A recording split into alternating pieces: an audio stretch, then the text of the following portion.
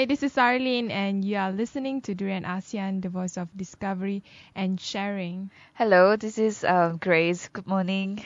So, Grace, today is a Monday morning, but as you all know, tomorrow is actually Hari Malaysia. Yes, it's the day before Malaysia Day. And for Hari Malaysia, what would be your activity? Because I think a lot of Malaysians will be just, lazing around in their house and just enjoy the day And itself. also, I will see a lot of flags, national flags hanging. Yeah, there would be a lot of national flags, definitely.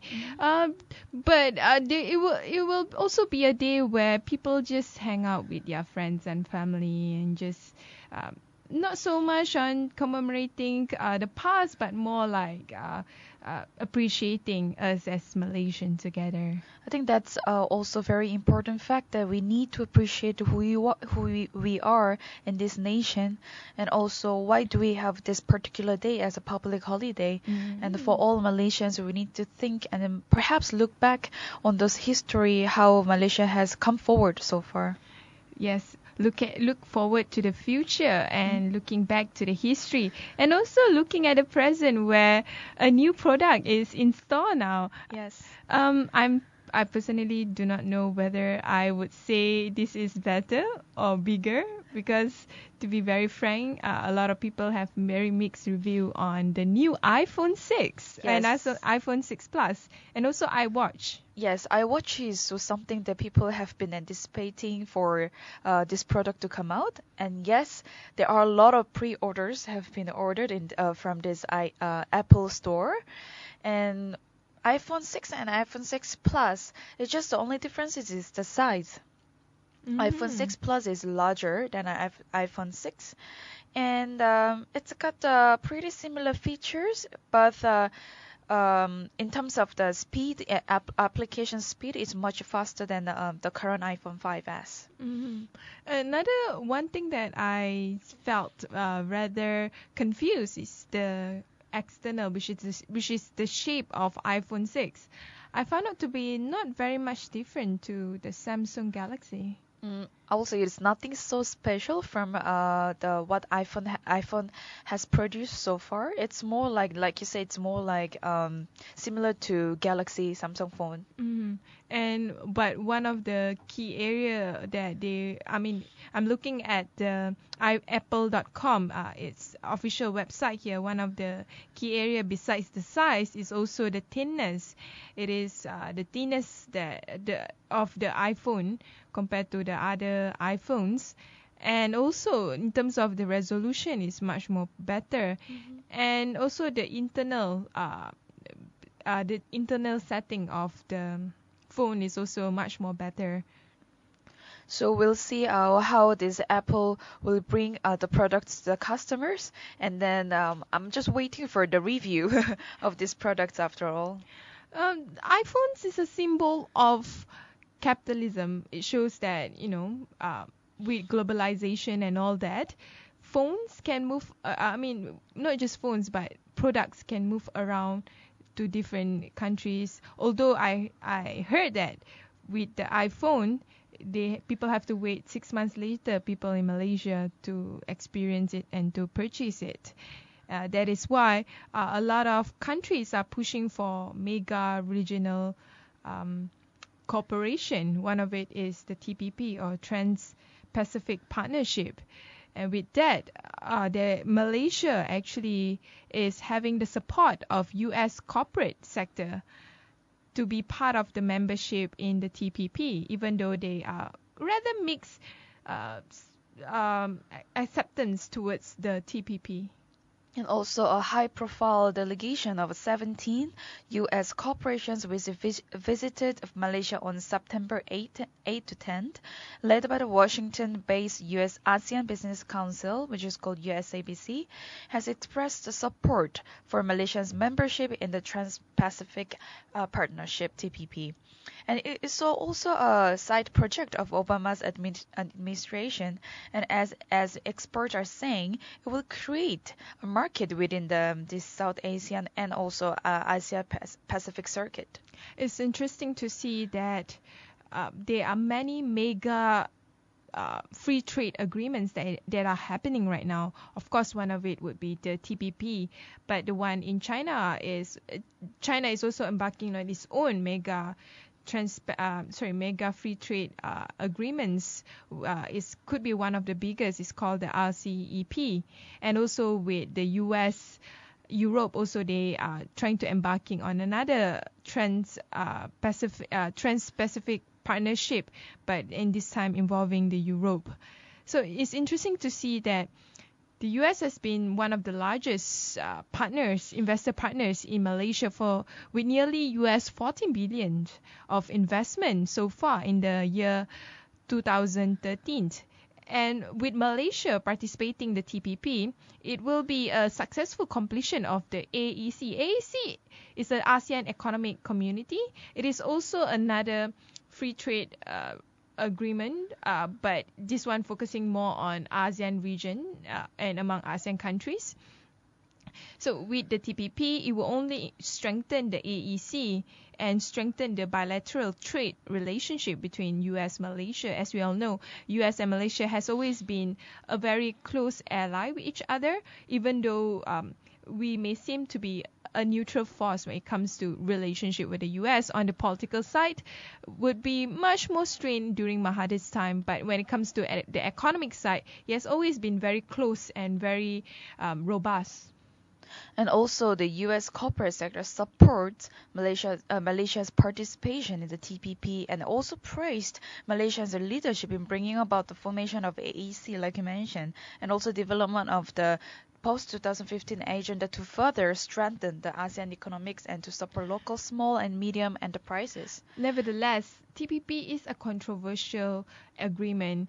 There seem to be a lot of misunderstanding and also a lot of vagueness in terms of how it will impact the whole Malaysian society and the global trade. And also, Malaysian government is expected to continue to advocate policies that will enable the country to remain globally competitive, and also build up the relationship between USA. So I will say that the relationship between the USA and the Malaysian is growing up. That's true. With the free trade agreement, of course, it will benefit American corporation tremendously. Hence, today's news on why the U.S. corporate sectors are supporting this. On the other side, if you look at the Malaysian businesses, would it benefit Malaysian businesses in the long run? We are not sure yet. The competition on the global scale is much more violent compared to the competition on the domestic scale, and a lot of Malaysian company are somehow protected in a sense when it comes to the domestic market. But it is also evident to say that the investment opportunity for Malaysian companies in the U.S. will continue to develop the relationship with the domestic business leaders, and to also to make sure that it raises the awareness of the opportunities in the U.S. Mm-hmm. It is also stated that the U.S. business sector is also looking at trying to create awareness and also nurture Malaysian business leaders to venture outside the domestic market. Right now, a lot of the Malaysian businessmen, not many of them are venturing outside. A lot of them are staying put in this country. And with the TPP, it will be a very different business dynamics. Yes. And from the TPP, we focus on another business trading. But this time is a business that is rather illegal. Unfortunately, it seems like the Philippines is a major illicit cigarette market in ASEAN country. Do you smoke? Oh, I do not smoke, Arlene. But unfortunately, in the whole Southeast Asia region and a lot of East Asia, smoking is something that is cultural. Hence, illicit cigarettes is a really huge market in this region, in Southeast Asian region. So this consumption of illicit or untaxed cigarettes in the country almost tripled last year, making the Philippines one of the top illicit cigarette markets in the ASEAN region. It's according to the study. And also consumption of this cigarette in the country surged 198% in 2013 from a year earlier, finding of newly released ASEAN 14 illicit tobacco indicator 2013. It was a research that was done by this organization called ASEAN 14 Illicit Tobacco. And from now, we can see that Philippines have moved up the spot to account of the 34.5% of all illicit cigarettes consumption in this region of Southeast Asia, while second only to Vietnam with 39%. It seems like cigarettes is really a big business in Southeast Asia. And also domestic illicit cigarettes are produced locally, and also they are sold without payment of requirement taxes, while non-domestic cigarettes are smuggled, contraband, or originating in another country. So like you say, all those neighboring countries, Vietnam or the other countries in ASEAN, they will also be influenced by this country, especially Philippines, who are actually focusing on selling these illicit cigarettes. But the problem is, it's not like they are importing it from other countries. The problem goes back to the domestic illicit cigarettes. They are producing cigarettes locally, and people are buying local cigarettes rather than buying the imports, which is not really a bad thing, isn't it? Buy your own national products rather than buying from the outside.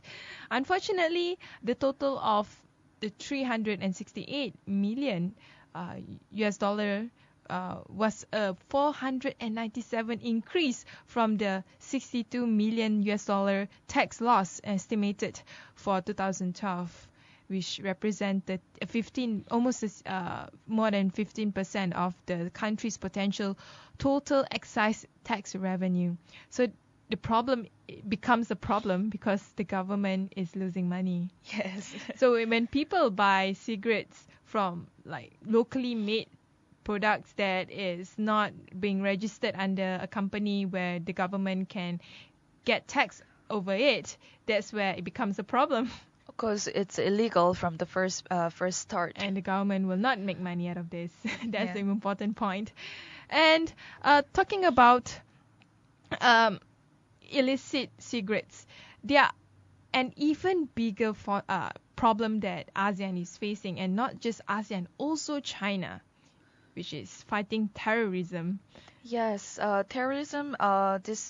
This problem has been raising for some time already. It has been quite some time, especially after the September 11. Yes, and then what's happening here now is police in China and the members of ASEAN are teaming up to fight terrorism and also to find out the crimes, said the source attending the security on Saturday. So more than 120 representatives from China and the 10 ASEAN members attend the forum on fighting terrorism. It's not easy fighting terrorism. That is why China is have to cooperate with Southeast Asian, not just Malaysia, but with Southeast Asian in general. And hence they have this forum which was held in Nanning, the capital south of China's Guangxi Zhuang Autonomous Region. And according to Li Wei, the Vice Minister of Public Security in China, fighting terrorism is definitely very important. And as usual, like you said, it's a transnational crime, and sometimes it involves a certain ideology, could be religious or non-religious, or it can be a separatist group that is against the government in power. But it becomes terrorism when it terrorizes the public instead of just specifically focusing on certain target. And also that will bring in an unsafety measure to public, and also but it is a crucial for police authorities in China and ASEAN to work together to maintain the national and regional security. It is important For example, this is the data that was being given by the Global Terrorism Database. It stated that terrorist attacks targeting China and ASEAN have risen from 146 cases in 2003 to 575 cases in 2012. That's a huge jump. It's actually more than triple the amount. It is more than triple amount. And also with the development of information technology, all these terrorists actually make use of them, and also other transnational criminals to hijack information. Terrorism has become a huge deal in recent times, especially where they have become much more advanced than in the past. You just use guns and that's it. Nowadays, everything is digitalized. They can hack into any governmental or non-governmental bodies. And definitely, it's more accessible to all those information, and then hijacking information without revealing their own identity is possible. Mm-hmm.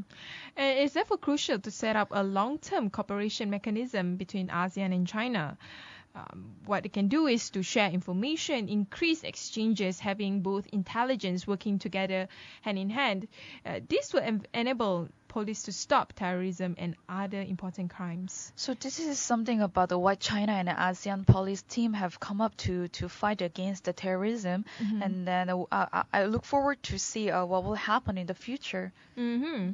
And another area that I think the world is looking forward to see, not just the Scottish, is whether Scottish will be independent from UK or not. It's gonna be happening in a few days. It is going to be happening in a few days. We reported this a while ago, last week, if I'm not mistaken. And from what we have observed, a lot of the people in a couple of months ago has started to realize that, hey, maybe we should be independent from the UK. And if you look at the polls, it's supposed to be the yes camp on the lower scale of the popularity, and the no camp, meaning that the Scottish will be part of the UK. In the beginning, it was on the high, but suddenly something happened in June. I'm not sure what happened, but something happened in June where people started to somehow have this awareness that they would want to form their own nation. And there are also quite a lot of studies and analysis based on this yes and no camp. So what will exactly happen for Scotland if the vote is yes, and what will happen if vote is no in the future? And because of that, a lot of different interest group stakeholders are really worried about this, or cheerful, depends on which camp you are in. And definitely the business camp. If you observe the news a couple of weeks ago until now, a lot of the worries come from the business community. They used to be able to do business transnationally within the boundaries of United Kingdom, but with Scotland claiming independence, there is a possibility businesses might be restricted or limited. Yes, because they will have their new policies, and definitely that will lead to influence the economical and the political side. So if the vote is yes, the Scottish government would also need to enter negotiations with the EU and also United Nations, among the others, and also will search to carve out a new space for Scotland on the world stage. As you all know, we just have another 4 or 5 days. Now is another 4 days. Apparently. 4 days. So a lot of people, especially those who are supporting the independence of Scotland, thousands of them are taking to the street, are protesting, campaigning, showing that we should push for the Scottish referendum. And in fact, enemies, not really enemies, but political rivals in Scotland has been working together and forming alliances to somehow woo the Scottish people to vote for yes. For example, separatists and unionist works around the country to woo undecided voters among the 4 million people of Scot descent and Scotland residents. And also the Scottish National Party leader, Alex Salmond, who has spearheaded the drive for independence, said that he actually is confident the Yes camp would win. And if you look at the polls, it's somehow maybe It is he's right. rising. Maybe he's right. So it is a really crucial and a huge news, not only to Scottish but also worldwide. And people are actually looking at what will happen exactly to the independence of Scotland itself. But I'm also thinking, what if it is a no? The vote goes for no. What will happen is the independence issue here, from a referendum, it will actually go to never-random scenario. You make a very fascinating statement there. Because in a few years' time, it's hardly predictable for when it will be the next, proposal of Scotland's independence. It's definitely important to see that those who are supporting the no, besides the business community, is also the British people, especially the British monarchy and the British society. They all feel that the Scotland should be part of the United Kingdom. But with Scotland opting out, what about the currency? Will they still be using pound, or they will be pound sterling, or will they be using their own currency? It will definitely affect the whole nation's currency. And will they be joining Euro? As you all know, the UK is not part of Euro. So this is a lot of question when it comes to alliances, regional blocks, and also how the country will function in terms of the currency and all that. So it's a huge thing that a huge transition that the Scottish need to do in order for them to be able to transit smoothly into a nation on its own. Definitely. Another nation that is not really transiting smoothly on its own in terms of being a nation, but in terms of democracy, which is the Thai. Unfortunately, I'm talking about a reverse from a democratic Thai into Thai that is ruled by the military. And also, Thai junta tells rights group to get its facts straight. And also, the spokesman of the Thai junta said, even if the government itself have created the climate fear since the May, he said authorities actually there was people who have been fought for this. It wasn't actually the government's fault. It was not. It was the people who were against this idea of ruling this country. Interesting claim that. Very, very brilliantly put together for the Thai junta. Exactly. So the military has created this climate of fear, as we all know, since it's seizing power. A lot of curfew, a lot of rulings that were never there when the country was still very much democratic, and now with arbitrary detention of rights group and alleged abuse in military custody and sweeping restriction on freedom of expression, you can't even read George Orwell in public. Yes, there are a lot of restrictions have ordered to public to not to do, it definitely goes against the people's freedom. Mm-hmm. And in addition to that, like I mentioned, we the spokesman of the Thai junta said we have never violated people with opposing political views, and that there has been no physical violence or threat. But what we have been receiving from the media and what we've seen from the pictures, and also by hearing out and reading the articles from the people, it says otherwise. Thai democracy is very fragile.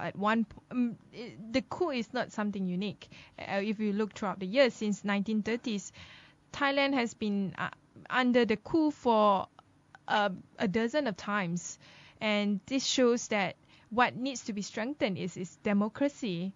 And with the Thai government, which is the current military government, looking towards a more militarized era of democracy by electing himself as the prime minister and creating a military-dominated cabinet and parliament, it will only regress Thailand and the whole of Southeast Asia. In this sense, the rights group is actually right. Yeah.